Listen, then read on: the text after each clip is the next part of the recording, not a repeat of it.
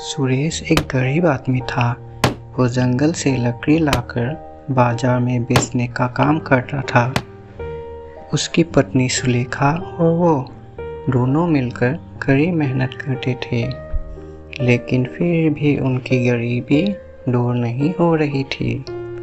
उनके 2 बच्चे थे, जिनके नाम थे रुचि और रिचि।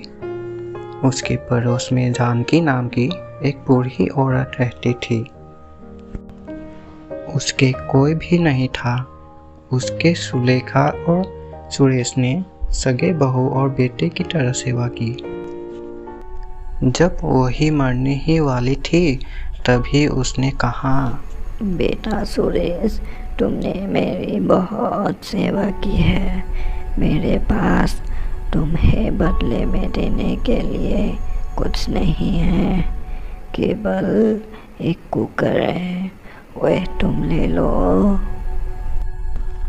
सुरेश ने मना किया, लेकिन वही बोली, ले लो बेटा, तो मुझे खुशी होगी, नहीं तो मेरे दिल पर बोझ रहेगा। लेकिन खाना बनाते वक्त मैं बता रही हूँ, वह बात जरूर कहना। सुन मेरे कुकर, तू सबसे ऊपर चल, मेरे मन का खाना दे। ऐसा क्यों आई? मुझे ये एक बाबा ने दिया था और कहा था, जब तुम किसी की मदद करोगी तो ये अपनी करामात दिखाएगा। लेकिन मैंने किसी की मदद ही नहीं की। तुम इस कुकर को ले जाना। अगर तुम किसी की मदद करोगी ना, तो ये करामाती बन जाएगा। हाँ। सुरेश ने वो कुकर ले लिया। उसके बाद जानकी की मौत हो गई। सुलेखा ने वो कुकर को एक कमरे में डाल दिया। उसकी उसे कभी ज़रूरत ही नहीं पड़ी। एक बार लगातार पानी बरसा, जिससे सुरेश जंगल से लकड़ी ला ही नहीं पाया और उसका कोई भी काम नहीं हुआ। अब उसके घर में खाने के लिए कुछ भी नहीं रहा। सुरेश चिंतित होकर बोला, सुलेखा, अब तो जंगल में जाना ही पड़ेगा, चाहे कितना भी पानी बरसे। अगर कुछ पैसा नहीं आएंगे तो हम खाएंगे क्या? ये तो बात ठीक है, लेकिन इस मूसलाधार पानी में तुम जंगल कैसे जा पाओगी? और अगर वहाँ जाकर लकड़ी ला भी लाए तो उन गीले लकड़ियों को खरीदेगा कौन? हाँ, ये बात भी सही है, लेकिन फिर क्या करूँ मैं? कुछ भी समझ में नहीं आता है। भूख के मारी जान निकली जा रही है। अब तो कुछ खाने को मिले तो जान में जान आए, लेकिन खाने को कहाँ से आए, ये समझने में नहीं आता है कुछ। सुलेखा परेशान होकर बोली, हे भगवान, ये कैसे दिन आ गए? हमें ये कैसे दिन देखने को मिल रहा है? बच्चे भी भूखा है, इनको कैसे समझाऊं? अब मुझसे नहीं रुका जा रहा है। मैं जा रहा हूँ, कुछ न कुछ खाने की व्यवस्था जरूर करूँगा। अरे रुको, कहाँ जाओगे तुम ऐसे? उल्टा पानी में भीगकर बीमार हो जाओगे। हाँ, और ऐसे समय में तुम्हारी दवा के लिए पैसे भी नहीं है। अब जो होगा देखा जाएगा। अगर मैं पानी से बचकर यहाँ बैठा रहूँगा तो भूख से ही मर जाऊँगा। अगर मेरी ही बात होती तभी कोई बात नहीं थी, लेकिन इन बच्चों की भूख मुझे नहीं देखे जाते। थोड़ी देर में पानी बरसना बंद हो गया और मौसम साफ हो गया। सुरेश घर से बाहर निकला और जंगल की ओर चल दिया। रास्ते में उनके मन में विचार आया, पानी बरस चुका है, इसीलिए तो लकड़ियों का तो काम बनेगा नहीं। इसीलिए मछली पकड़ लेता हूँ। अगर बिक जाएंगे तो अच्छी है, नहीं तो पका के हम लोग खा लेंगे। घर से बाहर निकलते हुए उसने भोलू मछुआरे का जाल मांग लिया और तालाब के पास जा पहुंचा। जाल डालते ही उसमें बहुत सी मोटी मोटी मछलियां फंस गई। फिर उन मछलियों को जाल में ही डालकर बाजार की ओर चल दिया। अभी वो थोड़ी ही दूर पहुंचा था कि अचानक उसने देखा कि एक बूढ़ा आदमी उसकी ओर आ रहा है। ऐसे मौसम में वह आदमी जाड़े से थर थर काँप रहा था। जैसे ही सुरेश उसके पास पहुंचा तो वह आदमी बोला, कहाँ जा रहे हो भैया? सुरेश ने कहा, मैं मछलियाँ बेचने बाजार जा रहा हूँ।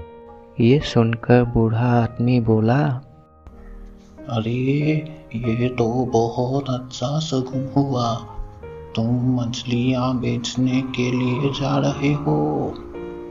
लाओ ये मछलियाँ मुझे दे दो। लेकिन मेरे पास पैसे नहीं हैं। मेरे घर में आज सब भूखे हैं, कुछ भी खाने को नहीं है। इसीलिए मैं खाने की तलाश में निकला हूँ कि कहीं से कुछ मिल जाता। लेकिन मेरे लिए क्या रखा है? मेरे पास पैसा ही नहीं है। मैं इन मछलियों को कैसे दे सकता हूँ? मैं तो बेचने के लिए जा रहा हूँ। मेरे घर में कुछ ऐसे ही हाल है। मान जाओ, अगर मैं कुछ भी खाने के लिए लेकर घर नहीं पहुँचा तो किसी न किसी की जान जरूर चली जाएगी। वैसे भी मेरे घर में कमाने वाला कोई नहीं है, इसीलिए मैं मजबूरी में आ गया हूँ। क्या तुम्हारा कोई बेटा नहीं है क्या?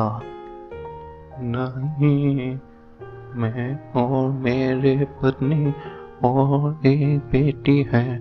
बेटी बीमार है, वो चारपाई पर पड़ी रहती है, इसीलिए कमाने वाला मैं ही हूँ। सुरेश अभी बहुत उलझन में था कि वह क्या करे। उस बूढ़े आदमी ने कहा, बेटा क्या सोच रहे हो? मैं सच कह रहा हूँ। अगर विश्वास नहीं है तो मेरे घर में चल कर देख लो। अब तो सुरेश से नहीं रहा गया। वह बोला, मैं तुम्हारा घर जाकर क्या करूँगा? मुझे तुम्हारे ऊपर पूरा विश्वास है। लो, मैं ये मछलियाँ तुम्हें देता हूँ। बूढ़े आदमी ने मछलियाँ उससे ले ली और बोला, तुमने मेरी मदद की है, तुमको इसका बदला जरूर मिलेगा। भगवान तुम्हारी मदद जरूर करेगा। सुरेश लौटकर घर आया। रास्ते में उसने कुछ साग के पौधों को तोड़ लिया और वापस अपने घर आया। वह अपनी पत्नी सुलेखा से बोला, सुलेखा, मैं ये साग के पत्ते तोड़ के लाया हूँ, इनको उबाल दो, वही हम लोग खा लेंगे। मुझे आज कुछ भी नहीं मिला। इस पर सुलेखा ने जवाब दिया, लाओ, कम से कम कुछ तो खाने को मिले तो जान में जान आए। लेकिन कढ़ाई तो फूट गई है, अब ये बनाऊंगी किसमें? अरे उसको उस कुकर में उबाल लो जो हमें जानकी चाची ने दिया था। सुलेखा ने उस कुकर को धोया और उसमें साग को उबालने रख दिया। अचानक रमेश को वह जानकी की बात याद आई और उसने आजमाने का फैसला किया। सुरेश बोला, सुन मेरे कुकर, तू है सबसे ऊपर, चल मेरे मन का खाना दे। जैसे ही सुलेखा ने कुकर को खोला, उसके मुंह से एक आश्चर्य भरी चीख निकली। हाय, ये देखिए, इस कुकर में तो बहुत स्वादिष्ट सब्जी है। अरे, इसका मतलब ये जादुई कुकर है। ये मुझे नहीं पता था। अब तो उन दोनों के चेहरे पर मुस्कान आ गई। उनके बच्चे भी पास आ गए। वे भी सब्जी को देखकर बहुत खुश था। सुलेखा ने साफ करके फिर से कुकर को चूल्हे पर चढ़ा दिया और अब तो वे तरह तरह के खाने के नाम लेते और खाना बनकर आ जाते। अब उन लोगों के मजे ही मजे थे। उनके पड़ोस में राजू नाम का एक सुरेश का दोस्त रहता था। उसके यहाँ सुरेश के घर में बने पकवान की खूब अच्छी खुशबू आती और उसे सुनकर उसके मुंह पर पानी भर आता। राजू अपने पत्नी से कहा, इस रेस के यहाँ रोज इतना अच्छा पकवान कैसे बनता है? ये तो बहुत गरीब था। इसके यहाँ तो खाने के लिए तो कुछ भी नहीं था। चलो इसका पता लगाएं। राजू के पत्नी राधा बोली। हाँ, मैं भी यही सोच रही थी। चलिए चलकर देखते हैं। दोनों सुरेश का यहाँ पहुँचे और उन्होंने यहाँ खाना बनाते हुए देखा और रात में आकर उन्होंने उस कुकर को चुरा लिया। राधा ने कुकर को चूल्हे पर चढ़ा दिया और बोली, चल मेरे कुकर, मेरे मन की सब्जी बना दे। और उसने अपने मन की खाने की चीज बता दी, लेकिन उसमें कुछ भी नहीं हुआ। तेज आंच में जलता हुआ कुकर काला पड़ गया और थोड़ी ही देर में फट गया, जिसे राधा और राजू को बहुत चोट आई। शोर-गुल, धुआं और चीख पुकार की आवाज़ सुनकर सुरेश और सुलेखा राजू के वहाँ आए तो सारा मामला देखा। उन्होंने जैसे ही फटा हुआ कुकर को उठाया तो उनके आश्चर्य की सीमा ही नहीं रही।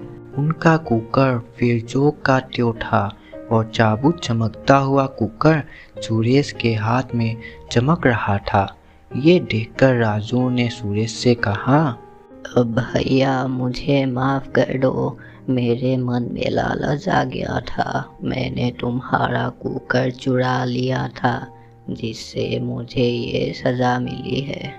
बुरे कर्मों की बुरी सज़ा ही मिलती है। मुझे माफ़ कर दो भैया। इस पर सुरेश बोला, कोई बात नहीं, तुमने गलत किया तो तुम्हें इसकी सजा मिल गई। ऐसा कहकर वे अपने कुकर लेकर घर वापस आ गया। अब तो उनके फिर से पहले की तरह मजे हो गए। इसीलिए दोस्तों, दूसरों का सामान बिना पूछे कभी मत लेना।